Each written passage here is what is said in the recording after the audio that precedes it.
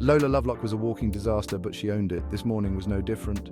Alarm screamed. Lola hit snooze twice. Just 5 more minutes. She mumbled, a mountain of blankets piled atop. Suddenly, Lola remembered her meeting with her editor.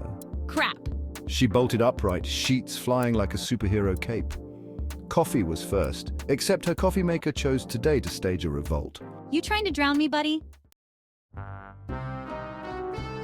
Lola burst into the meeting 10 minutes late, her face flushed with a mix of embarrassment and frustration. Traffic was a nightmare.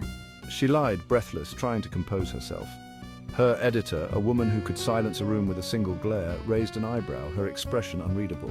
Of course, Lola thought, bracing for the worst. The meeting was a blur of deadlines, plot holes, and frantic note-taking. Lola left feeling like she'd just run a marathon, her mind racing with the tasks ahead.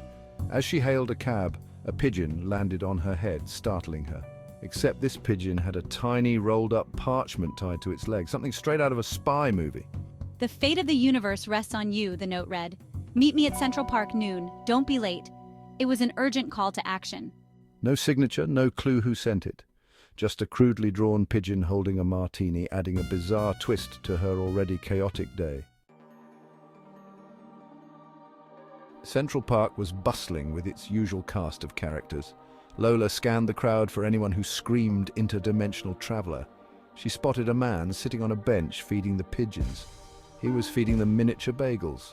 The man looked up, meeting Lola's gaze. You the one with the pigeon delivery? He asked, his voice surprisingly deep. Lola nodded cautiously. The fate of the universe depends on you. Lola almost laughed. This had to be a joke. Chosen for what? To close the interdimensional rift, of course. The rift was located in the middle of Times Square, a bustling hub of activity where the ordinary met the extraordinary. People were going about their daily lives, unaware of the magical chaos unfolding right in their midst. The Guardian handed Lola a glowing orb, its light pulsating with an otherworldly energy. This orb was no ordinary object, it was the key to closing the rift and restoring balance.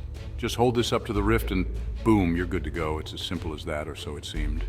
Lola stared at the orb like it might explode. She had seen enough movies to know that things like this never went smoothly. That's it? No magic words, no elaborate ritual? She couldn't believe it could be that easy. Just point and shoot, okay? Trust me, it's all about intent and focus. Lola sighed. This was her life now, dealing with magical crises while everyone else was just trying to get to work on time. She held the orb aloft, trying to ignore the stares from confused tourists. They had no idea what was at stake. The rift shimmered, a swirling vortex of colors that seemed to defy the laws of physics. It was both beautiful and terrifying. Lola closed her eyes and thrust the orb forward. Nothing happened. She felt a wave of panic rising. Did it work? She asked, her voice tinged with desperation. You have to actually want to save the universe, kid. Put your back into it.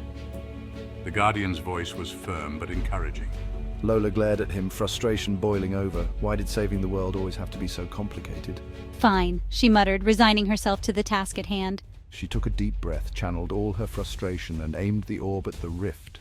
This time she was determined to make it work. This time, when she opened her eyes, the rift was gone. The portal had vanished, leaving only the bustling city behind. She had done it. The crowd erupted in cheers. Tourists snapped photos, their flashes lighting up the scene like 1,000 tiny stars. Someone even offered Lola a churro, the sweet smell wafting through the air, tempting her to take a bite.